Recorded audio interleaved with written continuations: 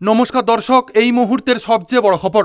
বন্ধুরা, রাজ্যে 25,753 জন চাকরি বাতিল সংক্রান্ত মামলায় দেশের শীর্ষ আদালত সুপ্রিম কোর্ট থেকে এই মুহূর্তে বিরাট খবর উঠে আসছে। বন্ধুরা, কিছুক্ষণ আগেই কেন্দ্রীয় তদন্তকারী সংস্থা সিবিআই 25,753 জন চাকরি বাতিল সংক্রান্ত মামলায় হলফনামা জমা দিয়েছে। আর সেই হলফনামায় চাঞ্চল্যকর সব তথ্য উঠে এসেছে।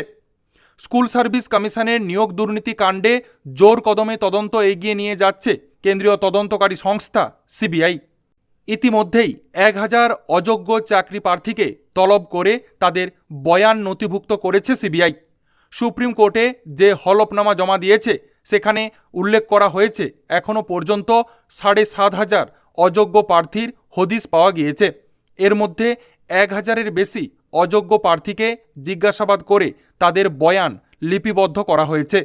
যে সমস্ত প্রার্থী অযোগ্য হয়েও স্রেফ টাকা দিয়ে চাকরি পেয়েছিলেন বলে অভিযোগ, তাদেরকেই ডেকে পাঠাচ্ছে সিবিআই।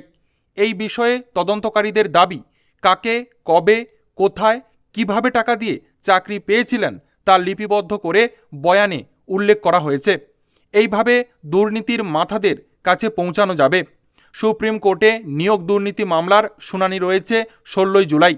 আর সেই শুনানির আগেই শীর্ষ আদালত সুপ্রিম কোর্টে হলফনামা জমা দিল সিবিআই তার হলফনামায় আরও উল্লেখ করেছে, ইতিমধ্যেই 1000-এর বেশি অযোগ্য প্রার্থীকে জিজ্ঞাসাবাদ করে তাদের বয়ান লিপিবদ্ধ করা হয়েছে। এছাড়া আরও 1000 জনের নাম তারা তালিকা তৈরি করে রেখেছে, যাদেরকে ডেকে পাঠানো হবে তাদের বয়ান রেকর্ড করার জন্য। এই বিষয়ে এক তদন্তকারী অফিসার বলেন, আইনজীবীদের সঙ্গে পরামর্শ করে অযোগ্য প্রার্থীদের লিপিবদ্ধ এই বয়ান 16 জুলাই শীর্ষ আদালতে জমা দেওয়া হবে।